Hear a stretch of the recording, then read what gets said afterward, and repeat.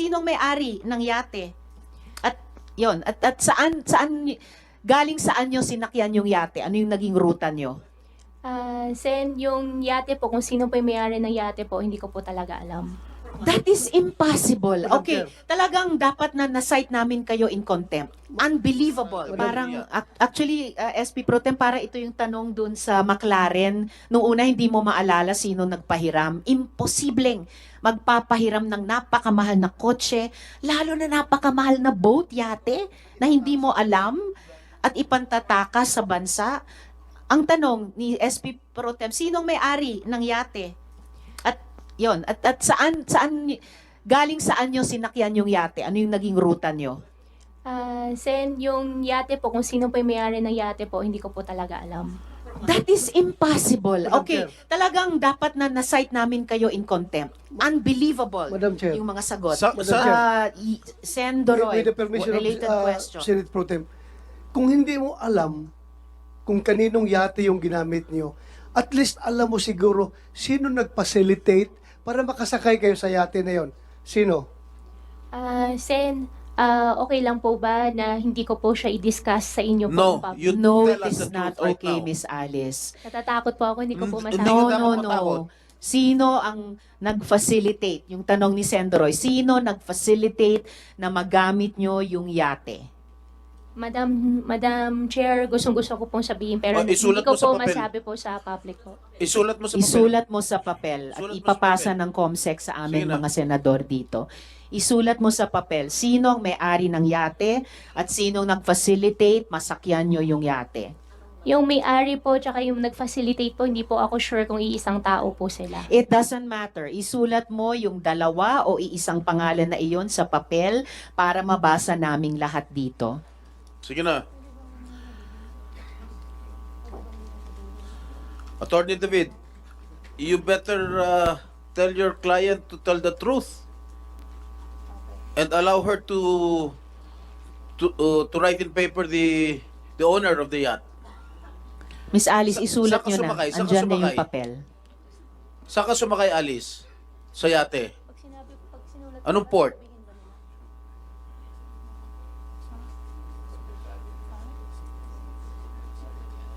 Miss Alice, saan ka sumakay at anong naging rota mo? Sen, kung isusulat ko po, okay lang po ba na hindi nyo po i-discuss po sa public?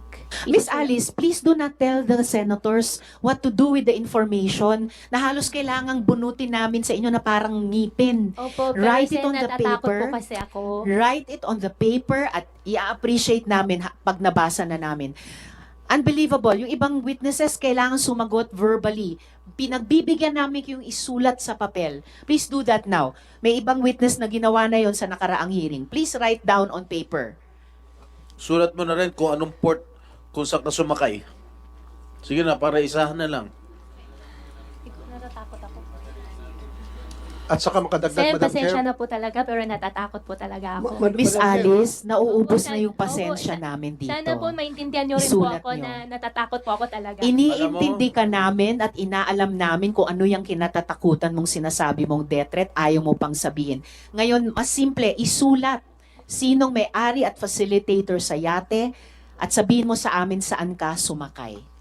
Sen, gustong-gusto ko po talaga i-discuss. Pero Eh, natatakot po ako gusto mo pala, di i-discuss po sabihin mo sa public. amin. Nakakapikong ka na, ha? Nakakagigil ka na. At saka Miss Alice, nasa custody kayo ng PNP. Paano kayo papatayin doon? Imposible. You are within the most protective institution sa ating bansa. You are sa national headquarters ng Philippine National Police sa Camp Crame. Yes. Isulat mo na yung Yes. may-ari at facilitator sa yate. Yes po, Madam Chair. Alam ko po, safe na safe po ako ngayon. Kaso lang, nagwa-worry po ako pagkatapos po ng session, pagkatapos po ng hearing, ano pong mangyayari po sa akin. Doon po ako Let's take it one nagwa-worry. day at a time. One step at a time. First step, isulat mo sa papel. Sinong may-ari at facilitator sa yate? Madam Chair, sana naman itong mga abogado ni Alice ay makiisa rin naman sana sa atin na although may duty kayo sa client niyo, pero ang inimbestigahan natin dito is sindikato na sabi nga ni si Tulpo, matagal ito sindikato na ito at wala tayong mapupuntahan nito, walang solusyon itong investigasyon na ito kung hindi natin matumbok ang sindikato. So ngayon, kung wala tayong makuha ditong informasyon, wala na. Baka hindi alam nito mga abogado ni Alice Go na later on, baka sila rin mabibiktima nitong sindikato na ito kung hindi tayo magtutulungan nito. We need a whole of nation approach pagdating sa pagkumbat nitong mga baka ito transnational crimes na itong transnational criminal syndicates na itong involved dito. Kailangan magtutulungan tayo dito dahil bansa natin ang nakataya dito.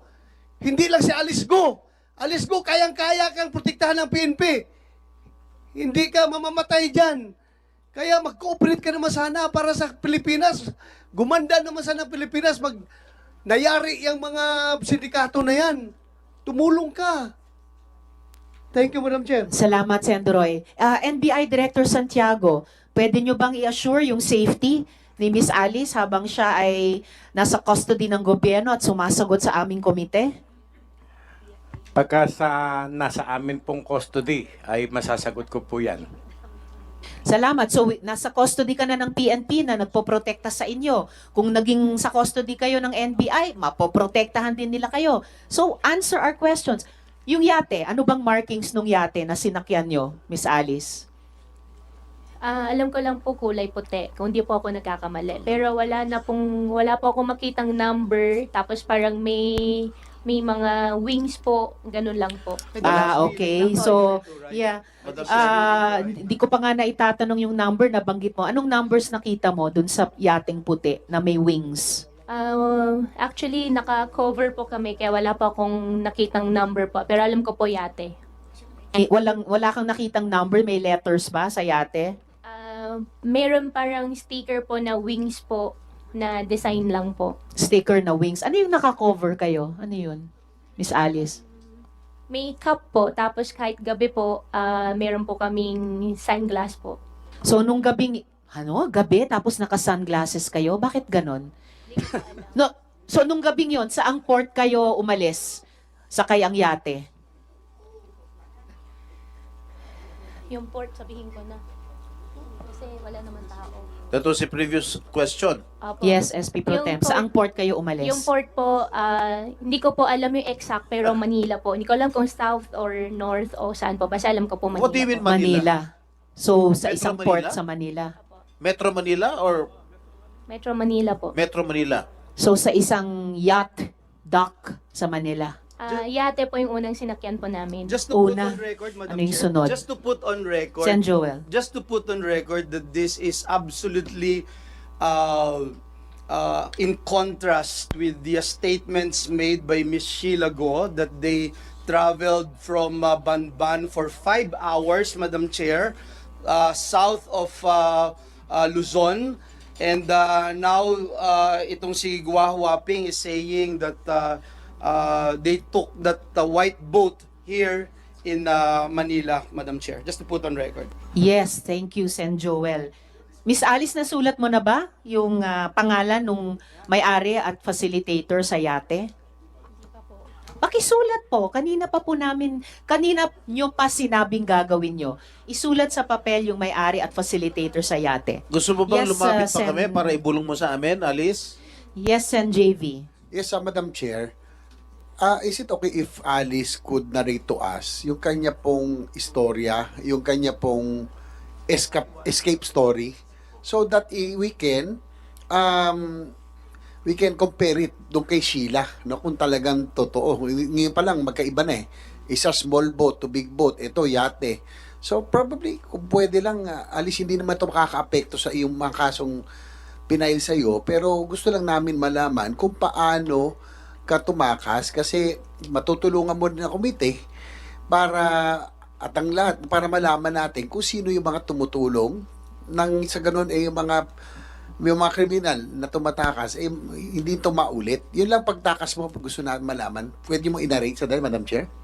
Salamat, Sen JV. Yes, unang-una, pakisulat na sa papel yung may-ari ng yate at yung facilitator sa yacht ride nyo.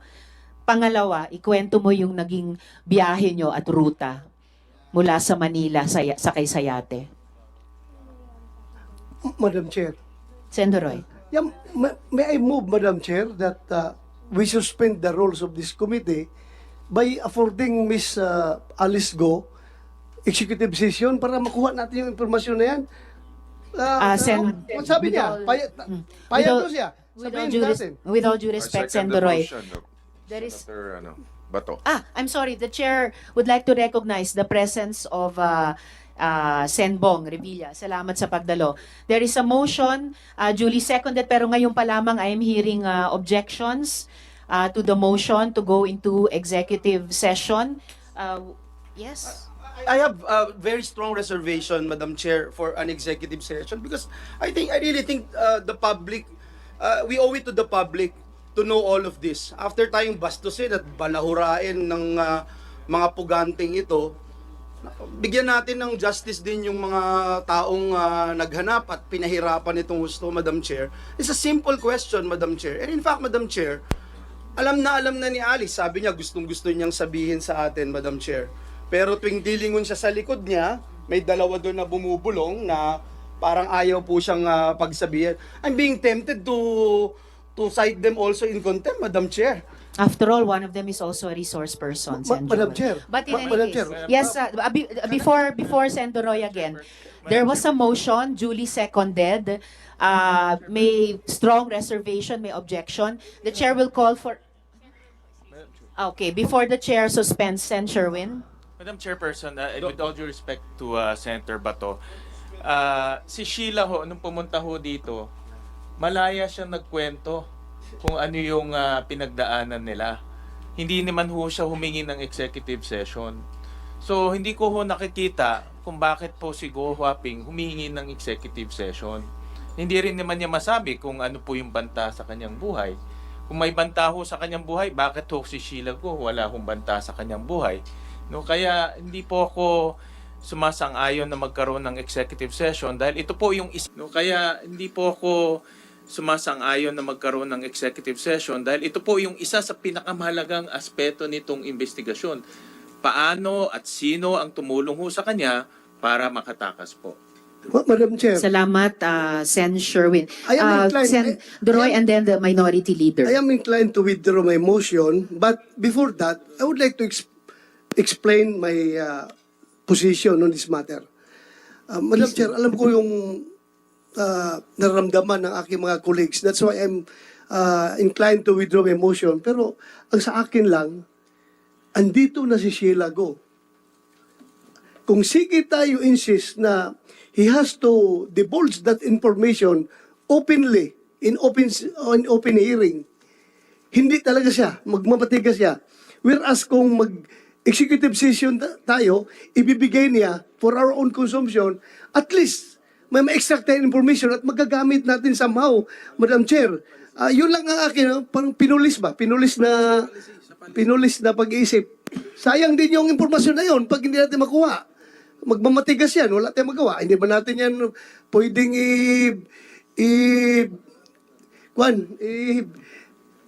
ano yung sa interview, yung isang mas harsh na interview, interrogation. Hindi mo natin pwede interrogate yan. Hanggang interview lang tayo dito. So, yun lang, Madam Chair. Thank you. Salamat kaayo, Sen. Duroy. Minority leader and then Sen. Joel. Yes. The word of caution lang sa mga colleagues ko kasi ako'y abogado din po.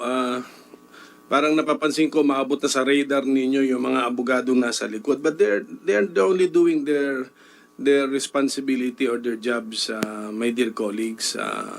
Wag natin silang warningan or something. They have a role to perform. Ang pakiusap ko lang sa mga kasama ko sa profession, we competently just do our duty. If your client has a right, you let her invoke it, explain to her how to invoke it properly, connect it to the matter at hand, and then you trust us then if we will agree with the reasoning or not.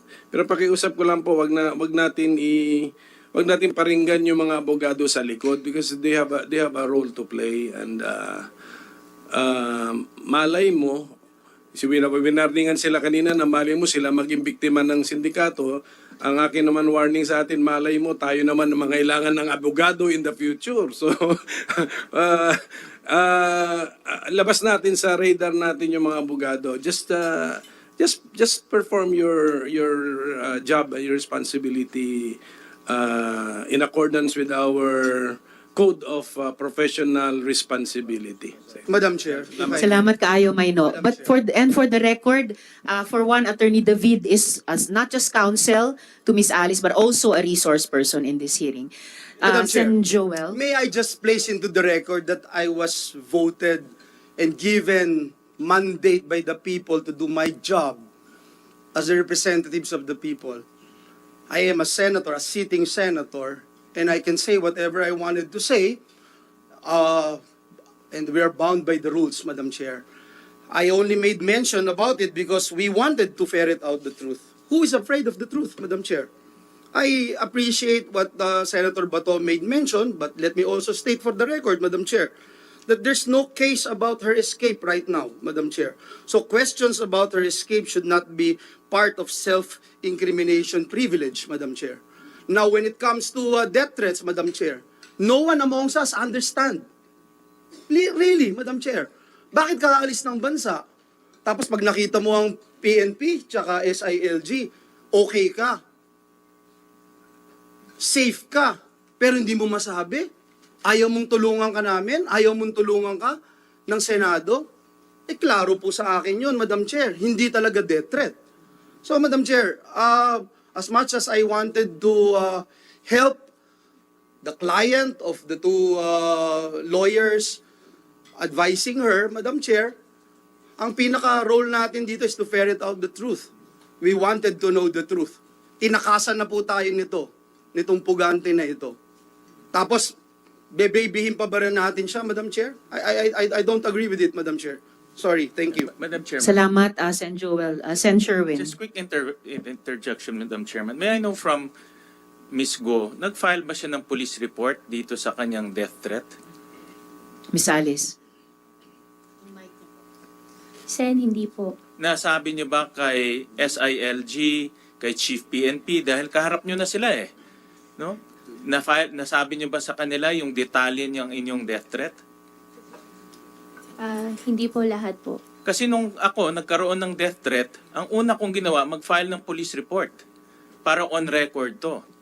At inimbestigahan ng police para malaman kung totoo o hindi. Dahil hindi ko rin alam kung totoo o hindi.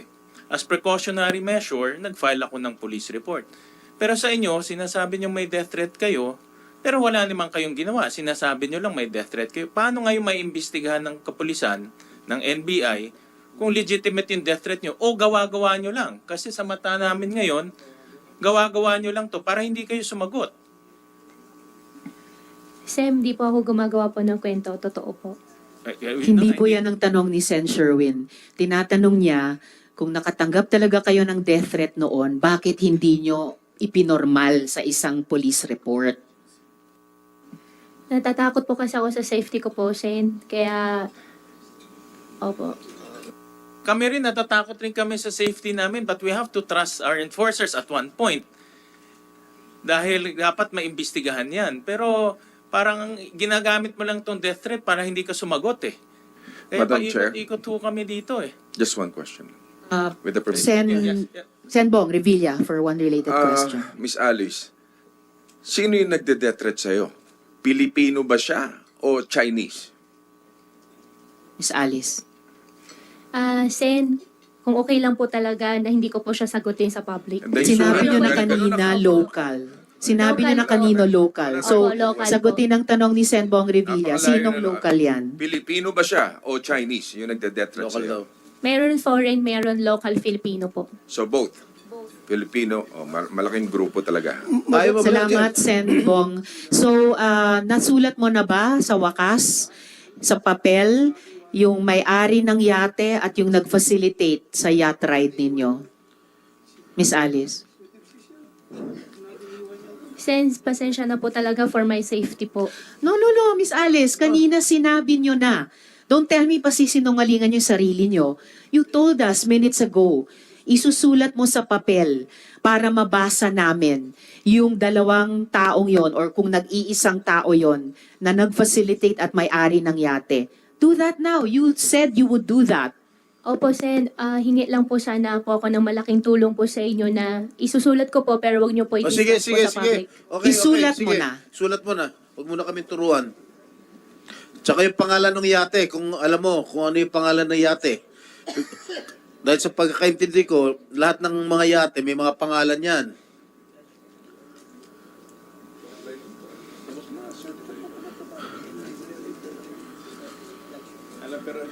Sus, tuturuan pa tayo nito mga ito.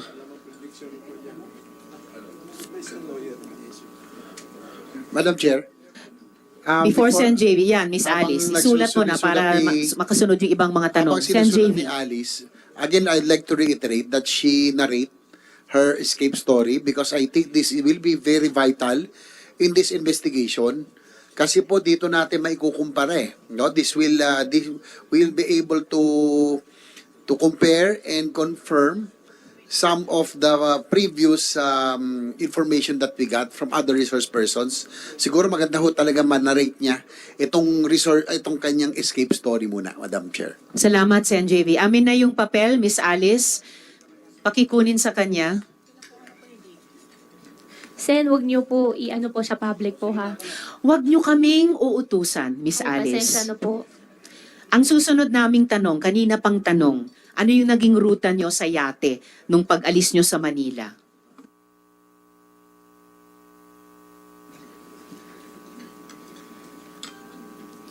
Pag-alis po namin, nauna po kami doon sa yate po. Tuloy mo lang. Pagkatapos po, may sinakyan po kami isang malaking barko po. Mula yate, lumipat pa kayo sa malaking barko? Hindi po siya yes po, malaking barko po siya. So, mula yate sa malaking barko. Saan banda kayo lumipat sa barko?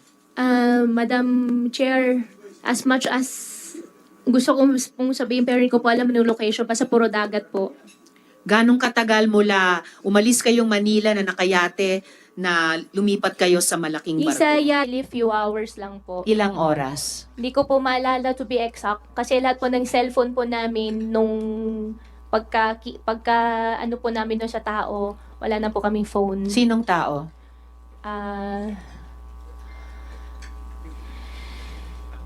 Sinong tao po yun?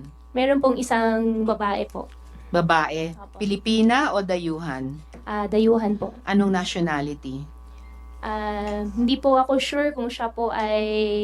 Hindi po ako sure sa nationality po niya, pero definitely hindi po siya Filipino po. Hindi siya Pinay. Asian ba siya? Puti ba siya? Latina Asian ba po siya? siya, African? Asian po. Asian. Bakit niya kinuha yung mga cellphone niyo? Kasama po yun sa usapan po. Ano yung usapan? Walang phone, wala po lahat. Bakit may ganong usapan na walang phone? Yan po ang sabi po sa amin po. Dahil? Siguro po for safety na rin po. Safety nino. Para sa akin lang po, baka para sa safety na rin po ng lahat. Basta wala pong cellphone, bawal po. Bakit magiging peligroso ang may cellphone sa lahat? Hindi ko po alam, basta yung pong sinabi po na walang cellphone po. So lumipat kayo sa barko some hours after bumiyahe kayo sa yate. Opo. Estimate number of hours Hindi ko po bago kayo ma-estimate kasi baka lumipat. magkamali po ako. Wala po akong talaga maano po sa hours po. Mas okay na magkamali kaysa magsinungaling. Yung honest effort to tell the truth, mas okay nang magkamali.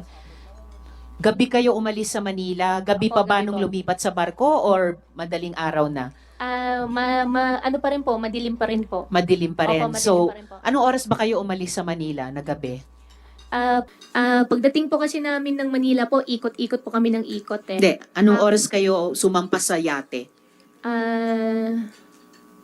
Hindi ko po maalala nung time, pero definitely po siguro mga bago naman po mag 10 o'clock.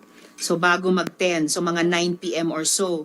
And Pero then, hindi pa ako sure to be exact po doon sa time po. and then bumiyahe kayo ng ilang oras bago lumipat sa barko. Paglipat sa barko, madilim pa ba or sisikat na ang araw?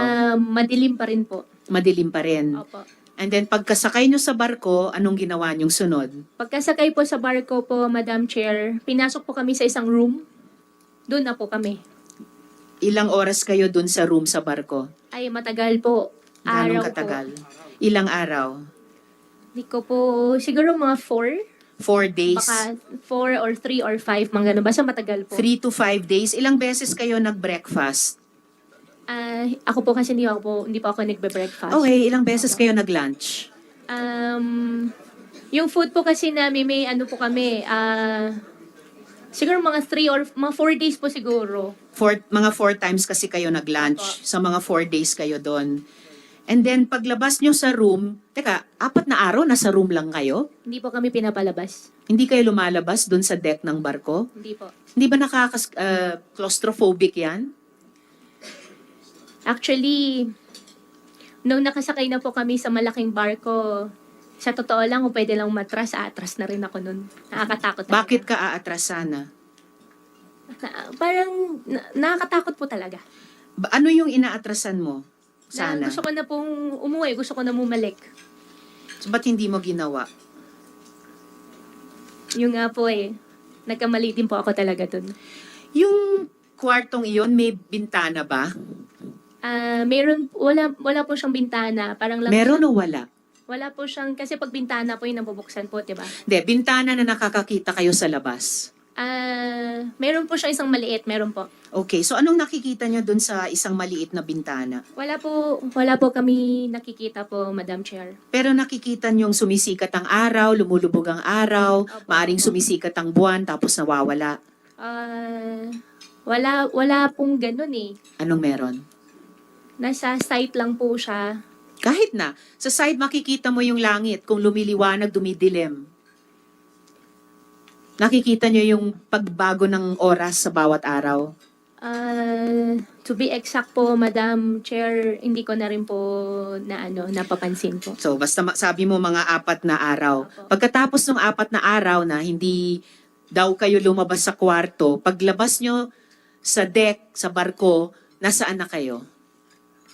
Paglabas po namin, may sinakyan pa po kami, may sinakyan po kami isang maliit na bangka. Maliit na bangka. Opo. Nasaan na kayo nun? Yung bangka po, bumiyahe pa po kami, tapos Malaysia na po. Ganong katagal kayo bumiyahe? Ilan hours din po yun. Hours. Saan ka sumakay ng SP bangka, Pro if I Tem. may? SP Pro Tem. Saan ka sumakay ng bangka? Hindi ko po alam yung exact location din po, Sen. Basta dagat po. Hindi mo alam yung daungan? Hindi mo alam kung saan? Hindi po. At saka instruction po sa amin, wag na po kami tumingin. Wag na po kami. Nakapiring kayo? Hindi naman po. Naka-sunglass pa rin po. Salamat, SP Pro Temp. Bago si Sen Joel, tatanungin ko sa inyo sunod, sino yung mga Pilipinong tumulong sa inyo sa bawat yugtong iyon? Mula yate, hanggang barko, hanggang maliit na bangka, papuntang Malaysia. In Sen relation Joel. lang, Madam Chair, doon sa big boat, Wawaping, doon sa big boat, ilan kayong magkakasama doon sa big boat? Doon sa big boat po, 3 lang po kami. Tsaka isang babae po na foreign. Chinese na. Chinese pala yung kasama. Hindi po siya Chinese kasi ang conversation po namin English. So Okay. hindi po siya Chinese. Okay, hindi siya Chinese pero Asiana siya, di ba? Asiana Sinabi po mo siya, kanina. opo. So kayong 3 lang doon sa maliit na kwarto na sinasabi mo? Opo. Kayo ni Sheila tsaka ni Wesley. Opo. Kayong 3 lang yun nandun. Opo. Thank you. Salamat, Sen Joel. So, Miss Sheila, sino yung mga Pilipinong tumulong sa inyong makasakay sa yate? Sinong mga Pilipinong tumulong sa inyong makatakas sa Pilipinas? Madam Chair, walang tumulong po ni isang Filipino or Filipina. Wala So, po. yung walang Filipino na tumulong sa inyo. So, yung nag-iisang taong isinulat nyo sa papel, yun lamang ang tumulong sa inyo. Tumulong po. Ito bang taong... Madam SP Chair, Pro ito Tem. bang taong to sinulat mo nandito sa Pilipinas? Understanding ko po wala. Nakatakas na rin? Hindi ko po alam pero alam ko po wala po siya dito. Sa pagkakala mo, nasaan? Hindi ko po alam, Sen. Paano ka kinontak? Nag-usap po kami. Paano siya nag-facilitate nung pag-alis mo? Bago po nangyari po yan, nag-usap po kami. Bago nandito siya sa Pilipinas noon nung nag-usap kayo. Phone po kami nag-usap. Kaya nga, nasan siya? Hindi ko po alam exactly asan po siya doon. Are you sure walang Pilipino, walang government official na tumulong sa pag-eskapo mo rito sa ating bansa? Sen, wala po. Walang Pilipino. That's impossible. Na imposibleng walang tumulong sa iyo Pilipino para makatakas dito sa Pilipinas. Wala po. Pero Sen, wala po talaga. Ang galing naman itong Chinese nito. Ha? Wala po talagang Nakinuha, nag-arkila ng yate, dinala ka sa kung saan man yan, kung sa Malaysia o sa Indonesia. Itong tao lang ito nag-facilitate sa'yo na walang tulong ang mga Pilipino? Wala pong tumulong, wala pong nakatulong po na Filipino po, Sen. Sinungaling ito.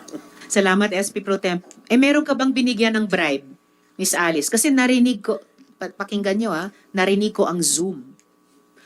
Have you bribed any government official para dito sa pagtakas nyo sa Pilipinas? Wala po. Narinig ko yung halagang 200 million. Wala po. Wala Ibang po. halaga? Wala po. Wala po akong alam na may ganung amount. Wala po. Kung totoong walang tumulong na Pilipino, sino nagbibigay ng instruction sa mga dayuhang kasama nyo? At sino nagbibigay ng instruction sa inyo? Tungkol dun sa, sabi mo kanina, usapan kung paano gagawin ang pagtakas nyo.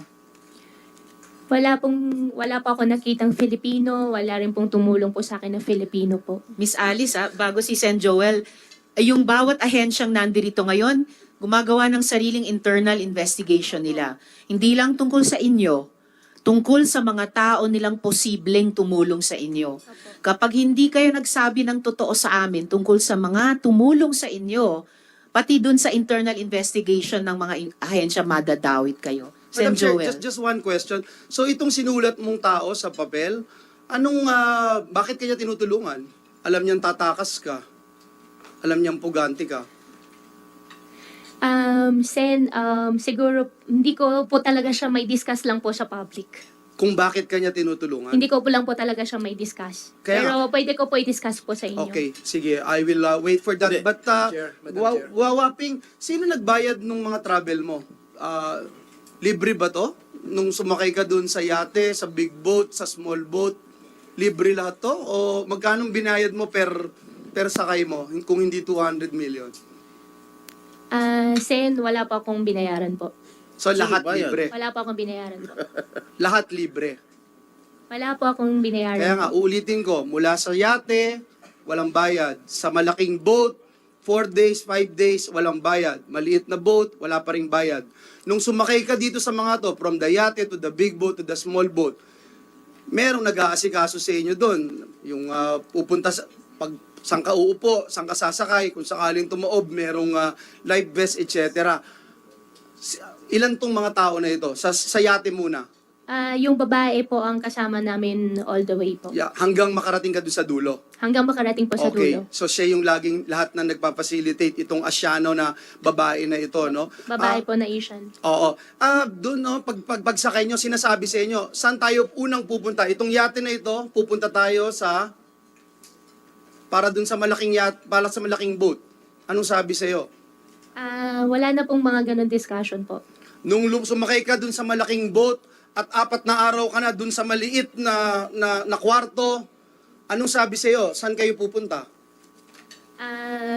Bago po kami pinasok po doon sa maliit na room po, sinabi po sa amin, between 4 to 5 days po makakarating po. At saan kayo pupunta?